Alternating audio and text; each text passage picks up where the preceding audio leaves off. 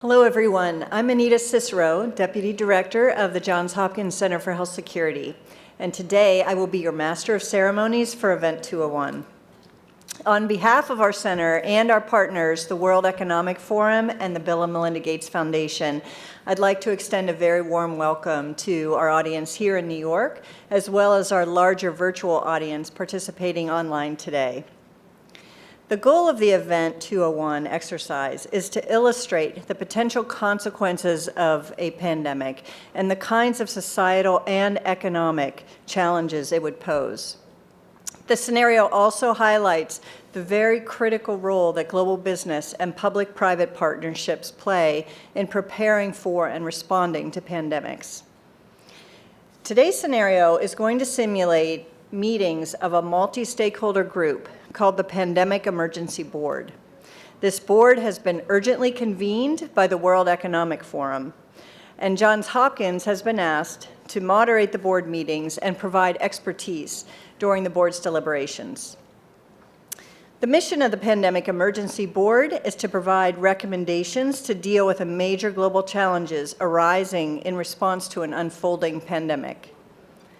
The board is comprised of highly experienced leaders from business, public health, and civil society.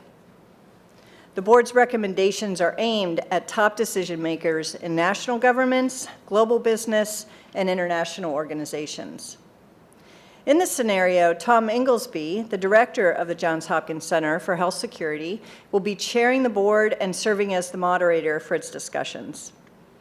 Today's exercise will simulate 4 meetings of the Pandemic Emergency Board, and each meeting will be devoted to one key topic.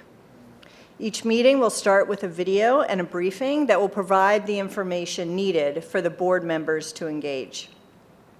Please note, this is not a test of any particular person, organization, or nation. The participants are all playing as themselves. That is, senior business executives, NGO leaders, and government officials. They're not expected to be pandemic experts. We've really asked them to participate based on their own expertise and their best professional judgment.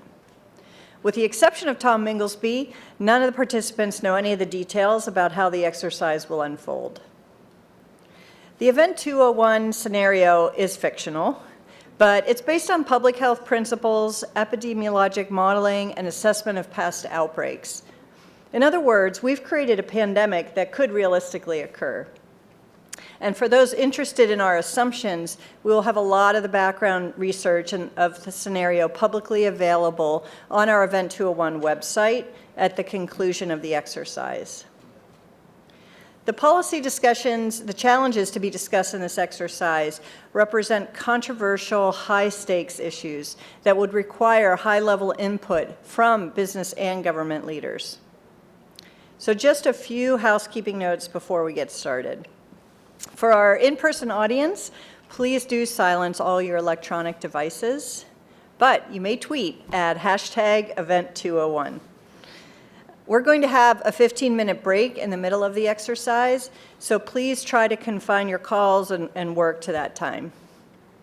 Because the event is being video recorded and live streamed, we ask that you remain quiet as much as possible and avoid moving around during the exercise.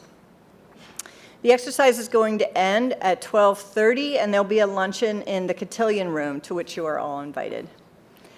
As you know, there's also an online virtual Event 201 exercise that's happening simultaneously.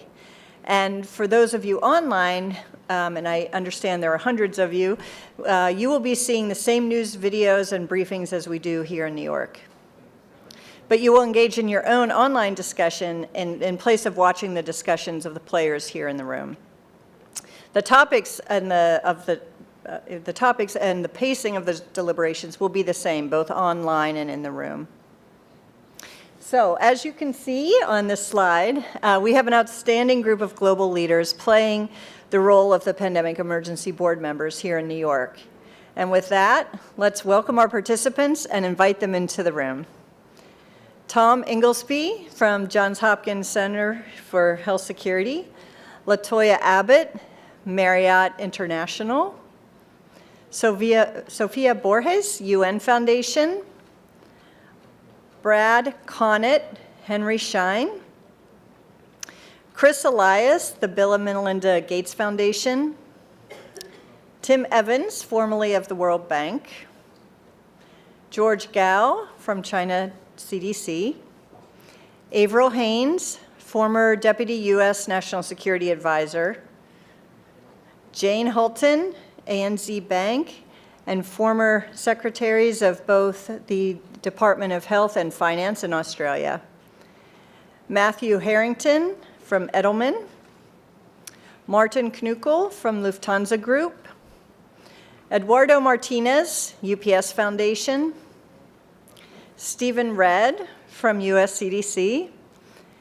Adrian Thomas from Johnson & Johnson. And Hasti Taggi from NBC Universal Media. And Lavin Theroux from the Monetary Authority of Singapore. Welcome. And before we begin the exercise, I also want to introduce Ryan Morehard, who's lead of the Global Health Security Group at the World Economic Forum, and he will say a few words. Ryan.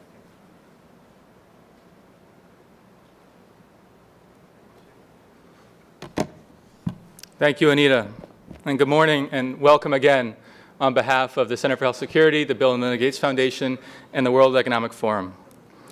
Welcome to Event 201. 201. Throughout our session today, I hope that number will represent two dimensions of our work to strengthen global health security. First, today, there are 200 epidemic events every year, and it hasn't always been this way. The number is increasing, driven by globalization, climate change, urbanization, deforestation, and other trends of our modern world. In other words, we're in a new era of epidemic risk. And the second dimension is that one of these days, one of these epidemic events will be a pandemic, a fast-moving pandemic. And mitigating risk and impact of that pandemic will require an all-hands-on-deck approach. And we know from past responses that public-private cooperation will be essential. We also know from these responses that there are some bright spots when it comes to public-private cooperation, but some real critical challenges remain. But there's every reason for us to work together to address these challenges. For one, it turns out that at $570 billion annualized, the annualized risk posed by pandemics is on par and rivals with climate change, which means that the pandemic risk to lives and livelihoods is at a level that governments and the world's biggest businesses can no longer afford to ignore. And we are counting on this conversation today to inform our work together to improve our collective preparedness and to protect lives and livelihoods from pandemics. And to provide further context, I'm very pleased to introduce a short video now from Dr. Mike Ryan, the Executive Director at WHO and the head of WHO's emergency program. So with that, we'll turn to a video.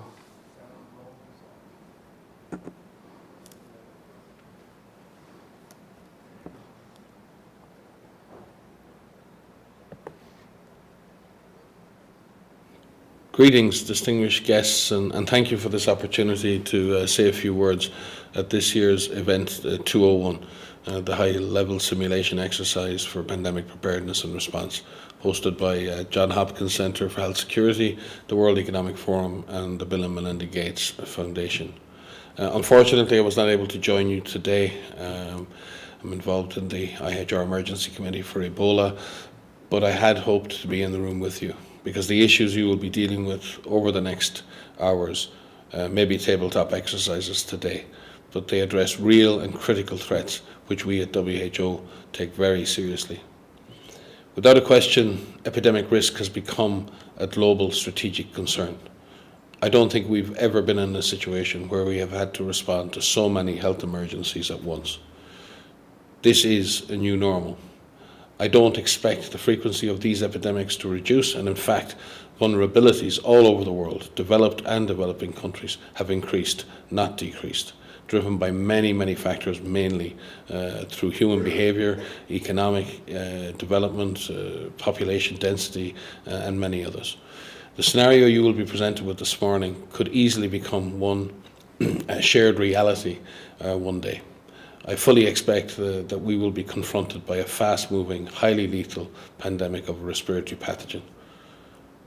The question is, are we prepared to globally respond to the next major pandemic event? Are we ready to cooperate and perform across countries and across sectors to face such a threat?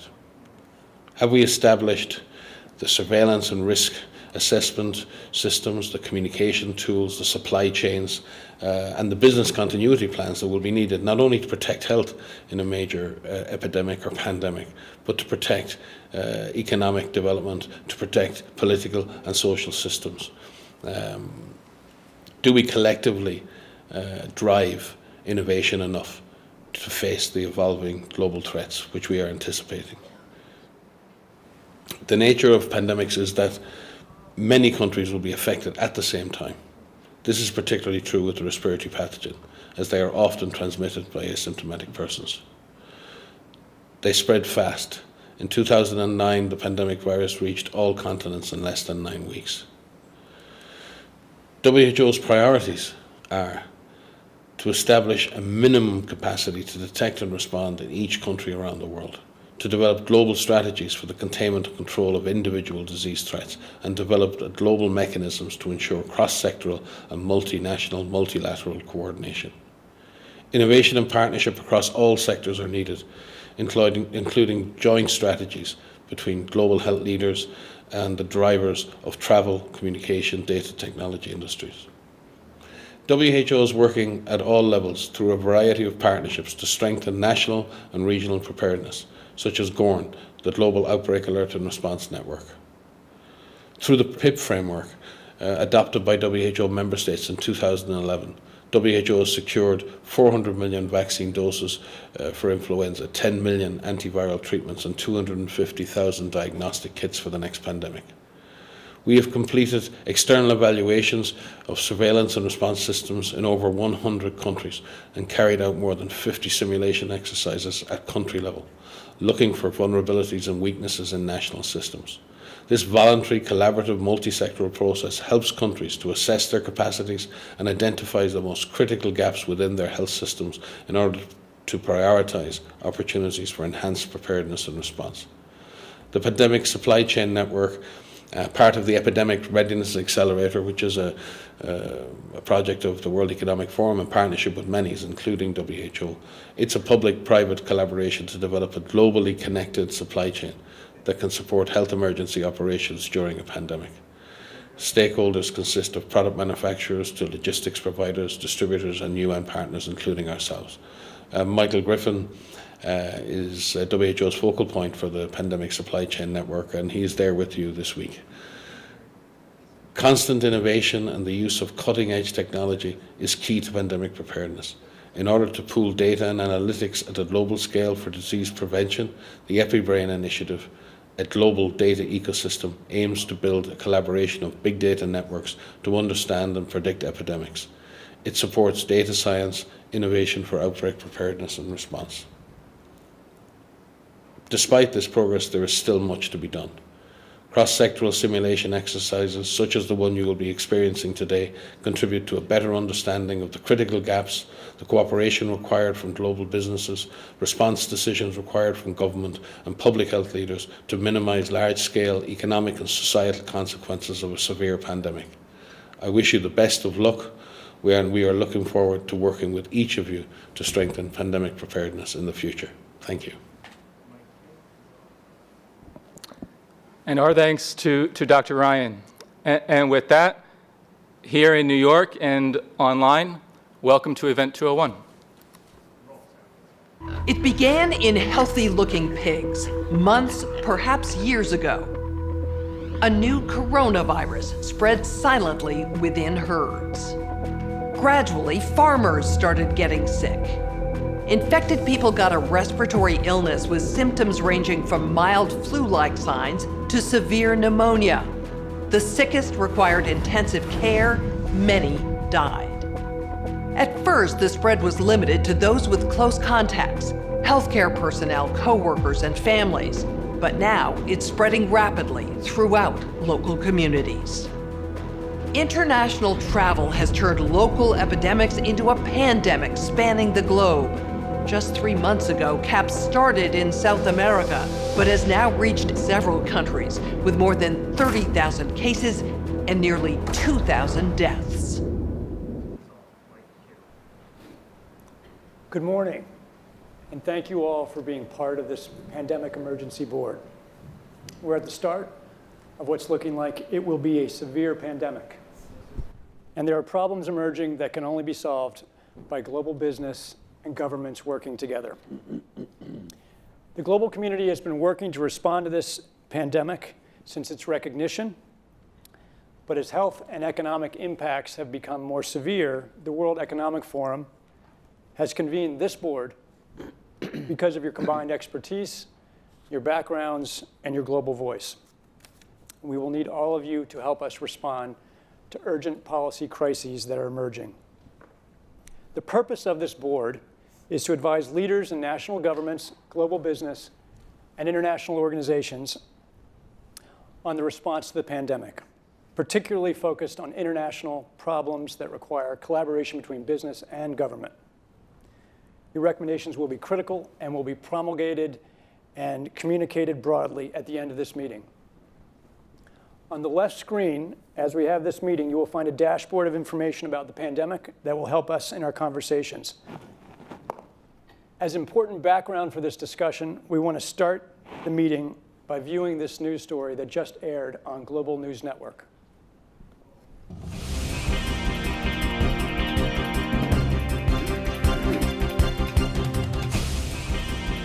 Continuing our coverage of the newly discovered CAPS disease and the scope of its deadly outbreaks. There are now more than 30,000 reported cases. Experts warn this may be just the beginning of a global problem.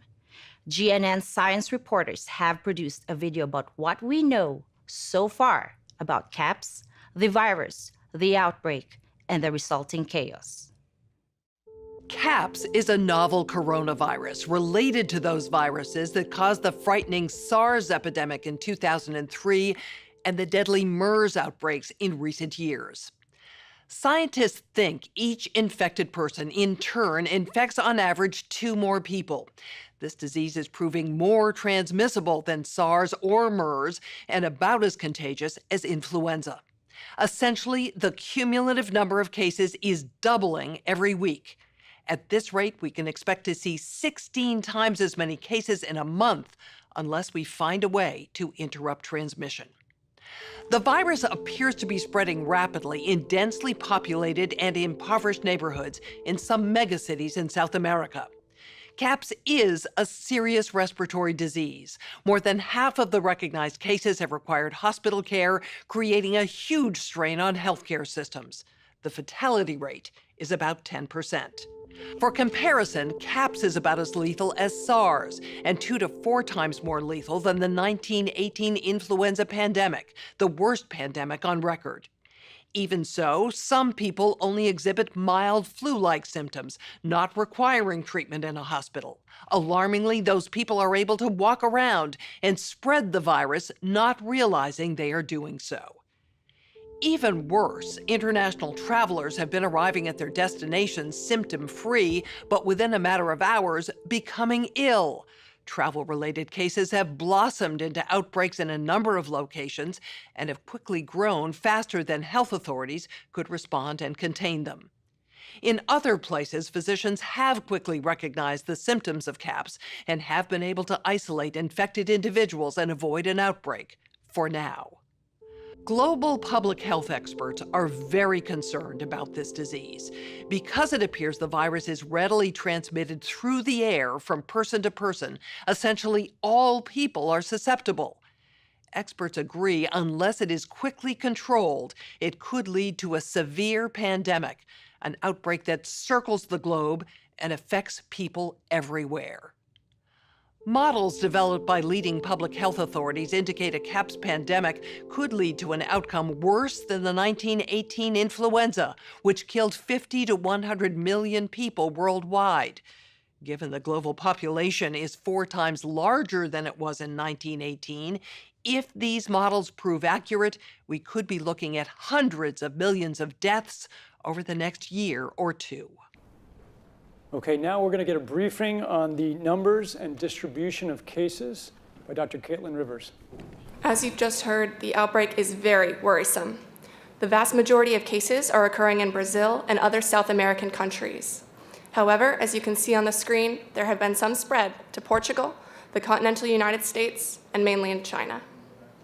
Our models project that with continued spread in Latin America and predicted spread to additional countries, we could be looking at double the number of cases in 1 week and 16 times as many in a month if we are not able to stop the spread. That would be on the order of 500,000 cases, and it would continue to rise exponentially. In 3 months, we could be approaching 10 million cases. We are also tracking financial markets as an indicator of the economic impacts of CAPS. While markets are down worldwide in the past couple of weeks, they are still positive for the year. Thank you, Dr. Rivers. The first emerging policy crisis for which we need this board's recommendations regards global allocation and distribution of medical countermeasures. And by medical countermeasures, we mean vaccines, drugs, and diagnostics and other medical supplies to help us combat the CAPS pandemic.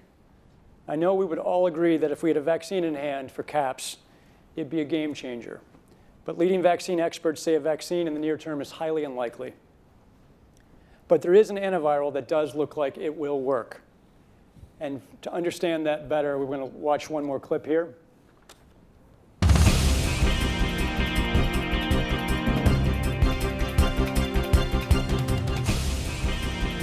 Continuing our CAPS disease coverage and possible solutions, I'm joined by immunologist Dr. Yvonne Bello and Dr. Rhea Blakey, an epidemiologist, both highly respected in their fields.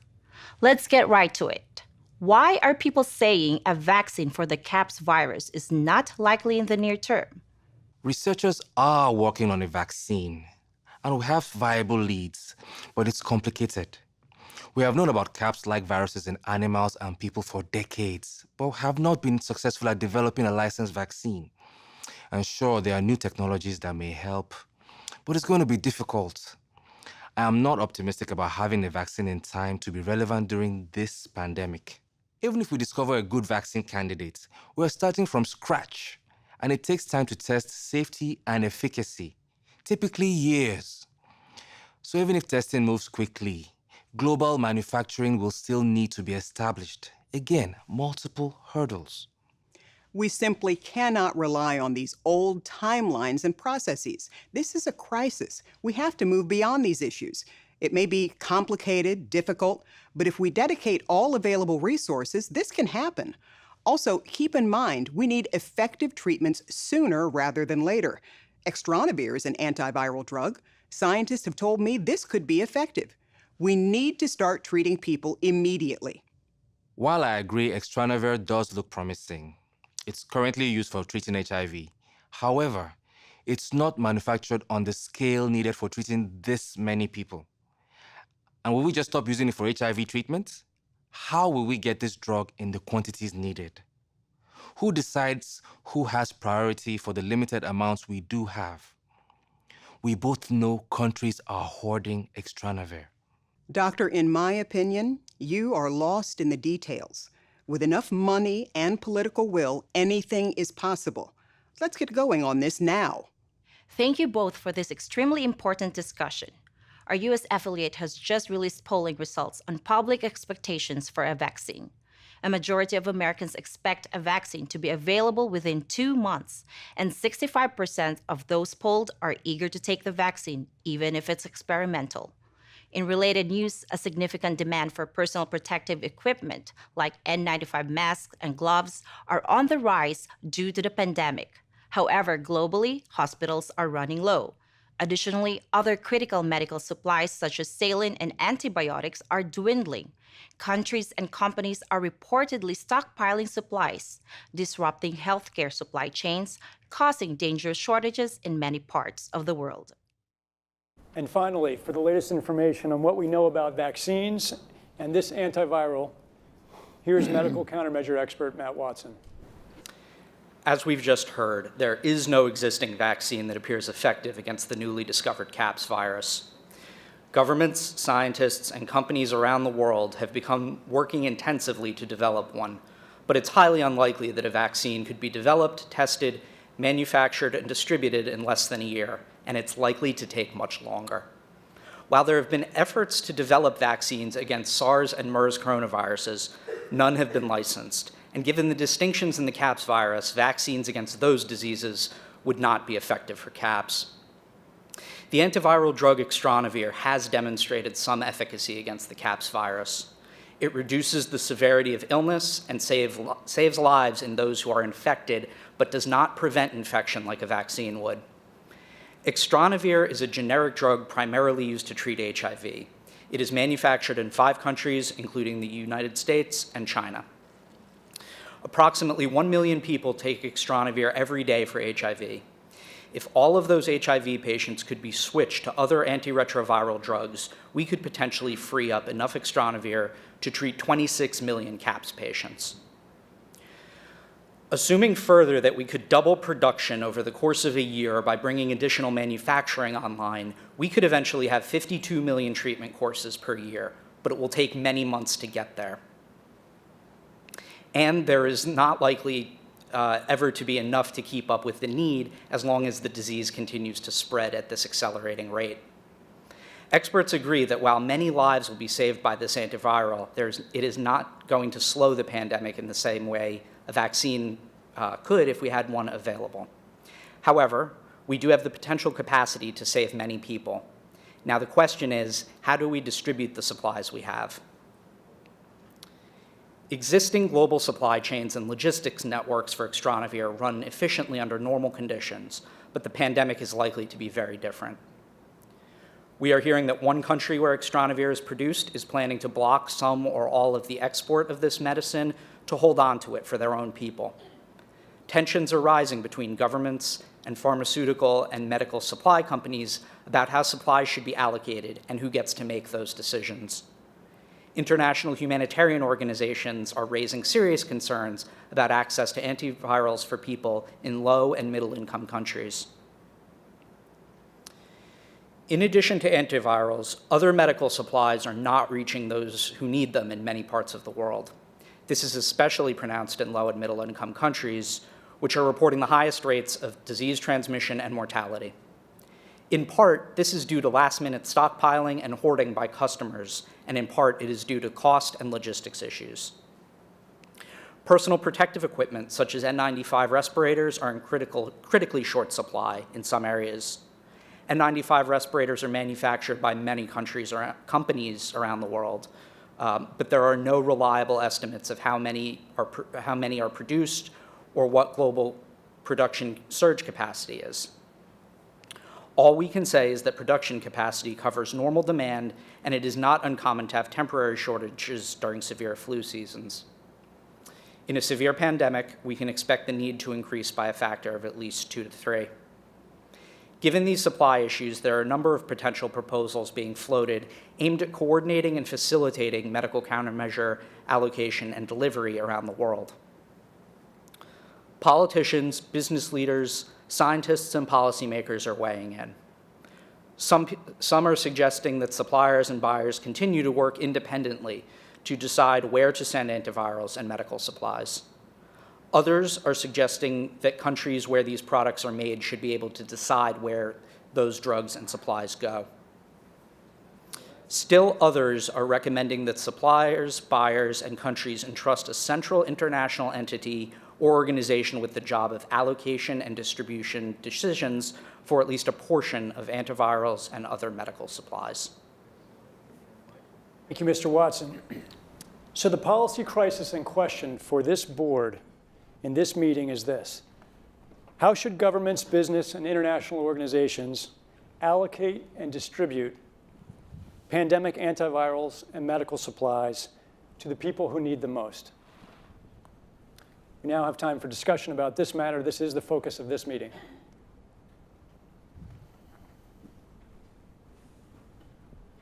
Any reactions?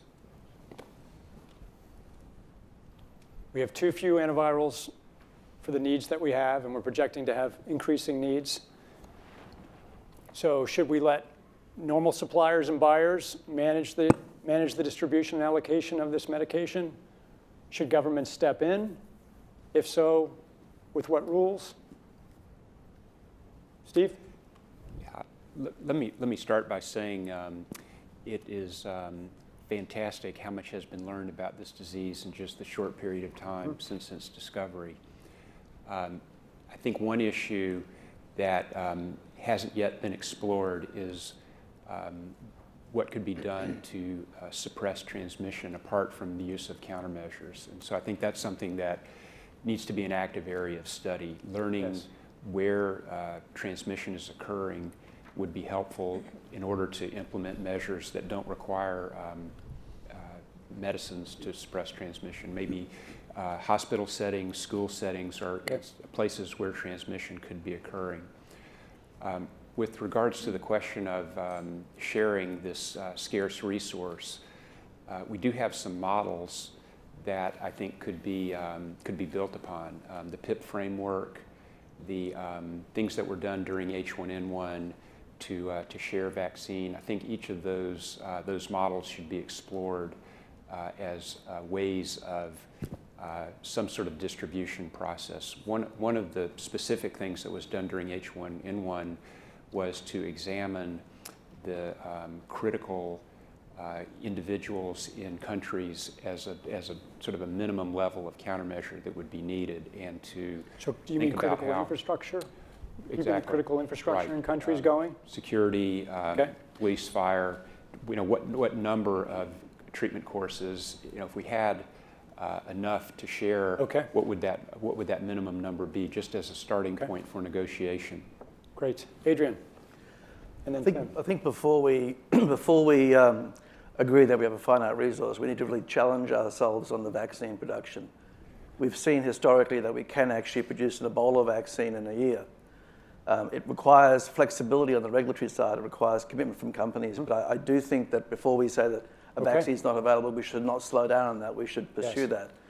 And I think similarly, we need to explore how could we accelerate production of our antivirals. We've seen it happen before in the HIV crisis. It's possible, but decisions need to be made, and we need to bring the right people together to do that. Okay. And for the moment, before we are able to accelerate production of the antiviral, do you have any initial reaction, since you are potentially one of the companies that could be part of this deliberation? What we've seen work very well in the HIV field is, in fact, procurement through the Global Fund. So having a centralized mechanism, so financially able to procure on behalf of affected countries would be critical. I think the second thing is it's going to be very important that for the business sector, for manufacturers of antivirals, that we have clarity around what the need is and where the need is and who are making the decisions. So who's deciding on where they're going? Okay. So can I add to that? Yes. So one of the challenges we have is what to do in the really short term about the supply of vaccines, antivirals, etc. Because low to middle income countries will be concerned that the entire supply chain will be tied up by the time they can even figure out how to finance their purchases. We know, and we know this from what happened with H1N1, that if you can stop something early in terms of everything from ring fencing in particular countries, but also to look at the transmission from country to country, and there's a variety of measures that can be taken to do that. But unless that is done in a global context and it's done very early, we will end up with a situation where the entire supply chain will have gone. So what we need to do at the very outset is figure out what the likely route of transmission is and move very quickly to secure supplies and distribute supplies according to whatever epidemiological protocol and based on what Steve says, as we know, we already know some things about the transmission of this disease. But unless we do that whilst doing what we can do on vaccine, I agree, we will have this get out of control. Okay, Tim. Yeah, We'll go down the line. it's important, and it's fantastic to have this information in front of us, because if you look across the countries, you've got very different patterns already. Chile seems to have a 3% case fatality rate, Ecuador a 5%. So what's going on there, and are there lessons in terms of how they're managing the outbreak, which might inform ways in which you're going to decrease the need for scarce resources? Are they more effective at, in their supportive treatment, or what is it that's explaining what look to be significantly different patterns in the outbreak of the epidemic? The second point is that these are all middle-income countries or high-income countries, and as Jane mentioned, low-income countries are either their surveillance systems aren't sensitive enough to detect cases that are already there, or are worried that, in fact, they will be at the bottom of the food chain. And in this respect, the World Bank would probably be proactively moving into exercising what we call a CERC, which is a contingency emergency response component to existing loans to low and middle income countries, in which they can repurpose those loans for these types of emergencies. So I think on the financing side, the CERCs, which are built into every loan made by the bank, could be exercised in such a way that you don't have the problem of the lack of resources being the primary constraint for the purchase of those scarce commodities. Okay, Latoya? I agree, because financially, that's one of the things we'll have to look at. We have to have the financial means to start production, mass production, and getting companies on board. It's about buy-in and having an understanding of where we're moving forward with this disease process, how quickly and rapidly it's proliferating, and also utilizing the materials that we do know, like the protective equipment that we already have.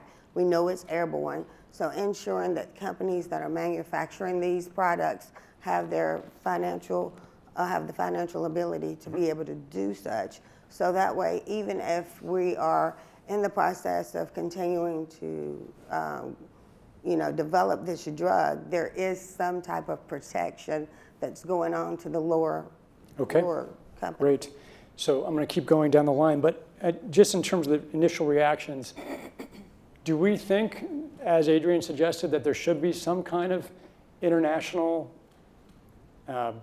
resource or distribution method, or really is this going to be every country for itself doing what it can to procure N95 masks, antivirals for itself? And so just think about that as you're making your comments. Yeah, well, I do think that there needs to be sort of an honest broker, a centralized command and control organization that really brings together the public-private sector, both on a global approach and also on a local approach, because we can't forget that transparency and communications at the local level are going to be critical in the to stop the continued spread. But I do think there needs to be some form of centralized approach to really organize all the various efforts that are going to be undertaken.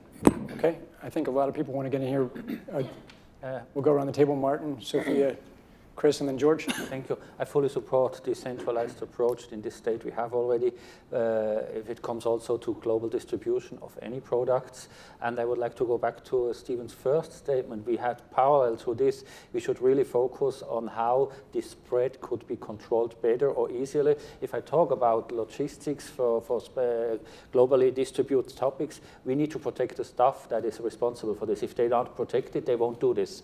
And then the entire chain breaks apart within no days. So we really have to do it both parallel to find out possible ways to protect the people that are in chain for this, and it should be centralized, organized, otherwise it will not work. So you're saying that the people who are delivering these medicines and moving them around the world, they should be protected by these medicines with N95 masks? I mean, there's basic protection anyway in a phase like this, but we should enlarge this with the newest information we have about the spreading. Only with this we can guarantee that any distribution is possible at all. Okay, Sophia? Thank you. Yes, I agree. And I wanted to speak to the point about having the honest broker. And I think in this regard, the United Nations fits the bill. I think that given that the countries most affected are those that are low and middle income countries with unequal access to technology, to finances, the UN has a worldwide footprint, universally recognized, and universal membership. And I think taking the example of the Ebola crisis last round, when a trust fund was established, and calling on member states who are capable of contributing to that trust fund in order to help those that are least capable, the low and middle income countries. Thank you. Chris? Thanks, Tom. I want to agree with a couple of comments. One is about the need to prioritize for the frontline health workers, the basic people to keep the system working. I think it's important to recognize that we have the data that you're showing because of some remarkable international collaboration about sharing information in real time about the patterns of disease. And that's come out of the international health regulations, and that's a good first step. If we're now going to try to prioritize the allocation of scarce commodities, having this kind of dashboard to know where those masks and drugs are, and to get at some of the psychology that's behind some of the hoarding. People may be making bad decisions because they think it's more scarce than it actually is. So if we could have the equivalent of this dashboard to understand where the supplies are to map to the needs, a global stockpile would certainly help ensure more rational and strategic allocation. But the reality is that we don't have the logistics capability, even within the UN, to bring that together in one place and run it. So this is where I think a collaboration between the international organizations like the World Health Organization and the private sector, which runs these supply chains for many purposes every day, understand where the supplies are, make smart decisions about how to allocate them to the people who need them in the places that need them the most, and then work with the industry to move those supplies from where they are today to where they need to be. On your point of transparency and data about where supplies are, where medicines are, where N95 masks are, we couldn't agree more. We've been unable to find that data, so I think it's an important need that you just surfaced. George? Yes, I would support for the proposal, centralized, coordinated effort, not just national, also internationally. At such a situation, that's very, very, very important. And when you read all this about the epi data, R0 is 2. It's relatively, you can see the number is there. Especially when you are talking about some country like China or any countries who have the largest population of swine, pig production. So if the virus yet still, transmitted from pig still in the cycle, so that could be very serious. So we have to prioritize. So maybe the farmers or whoever have access to it. So that's very, very important to have the expert to assess the possibility. You see the R0, but you also see it's swine origin. I will still have some new virus from swine pigs, or the virus already circulating in the human beings.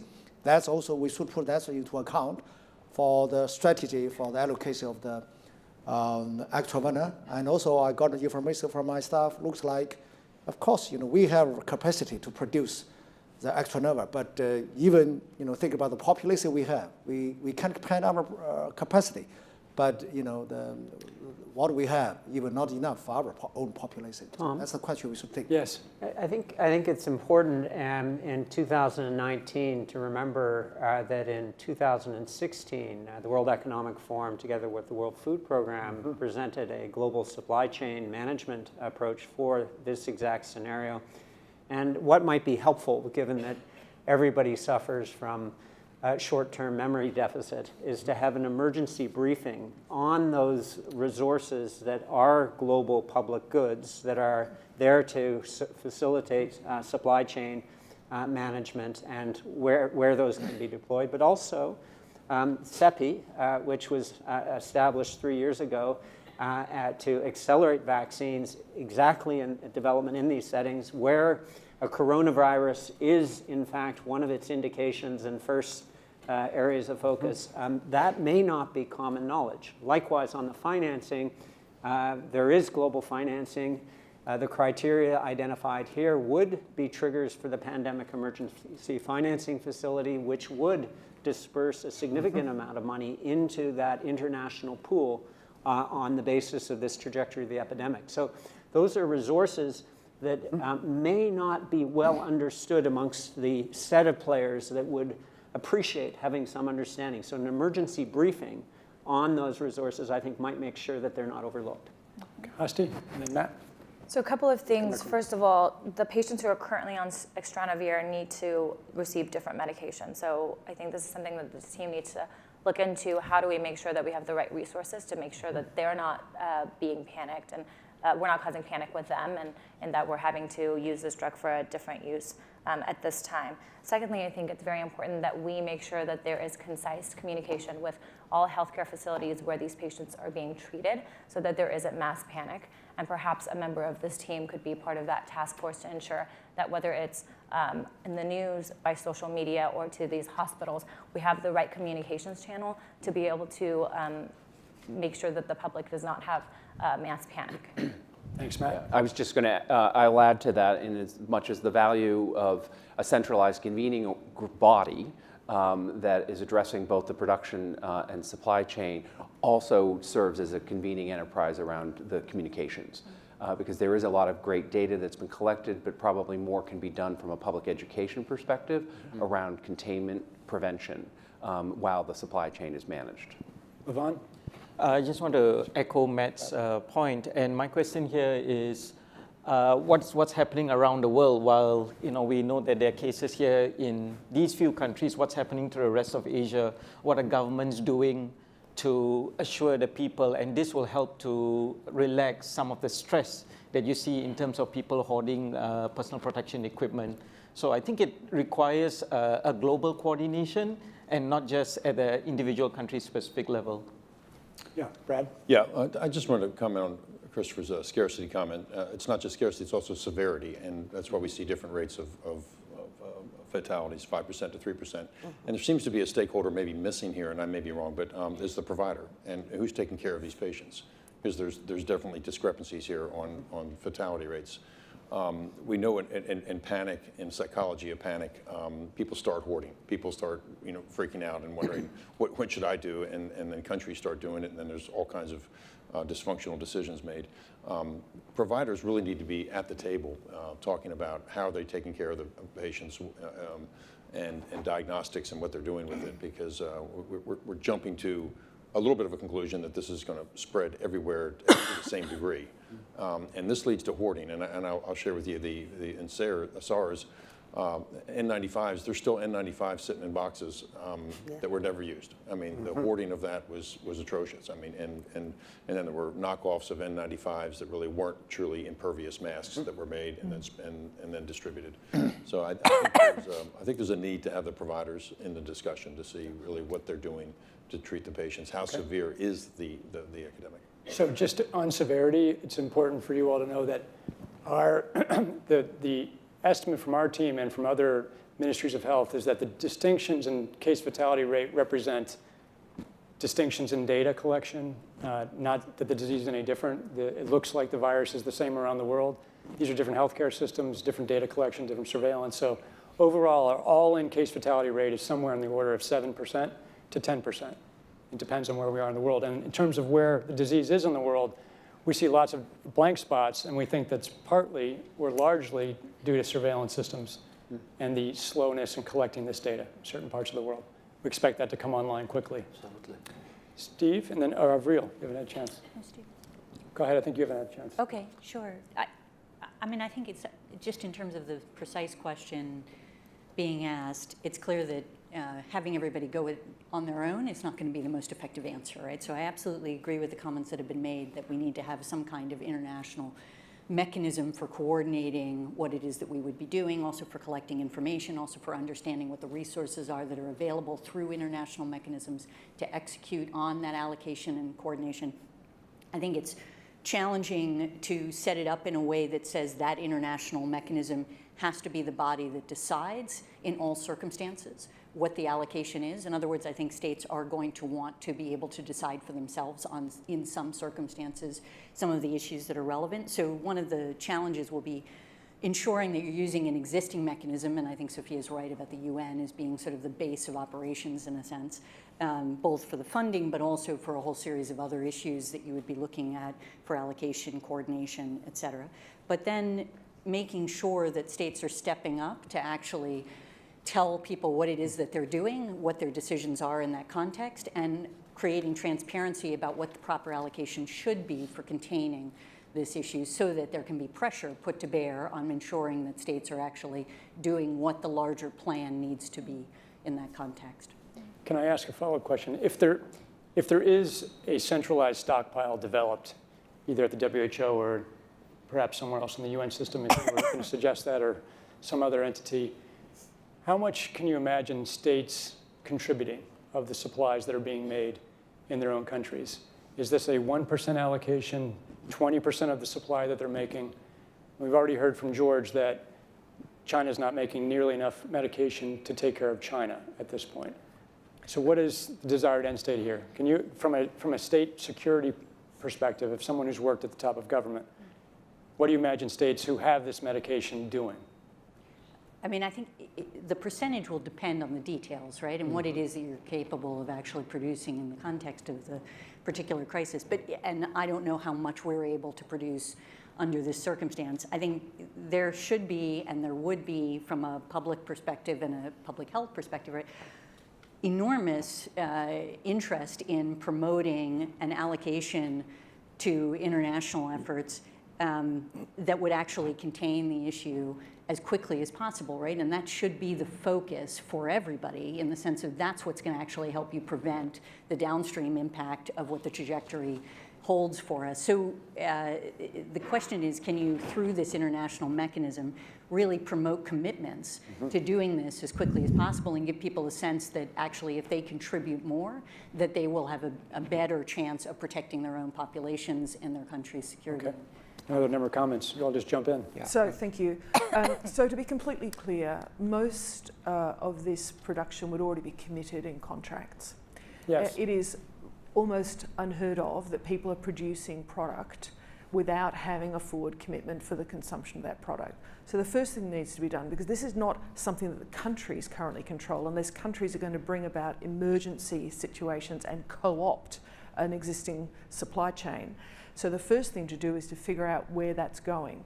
Now, in H1N1, in a number of cases, so the Australian government, we bought vaccine to the extent we could get it, and in some instances, we actually gave some of that vaccine. We actually gave some of that vaccine to the United States, who actually ended up with a supply shortage at that particular point.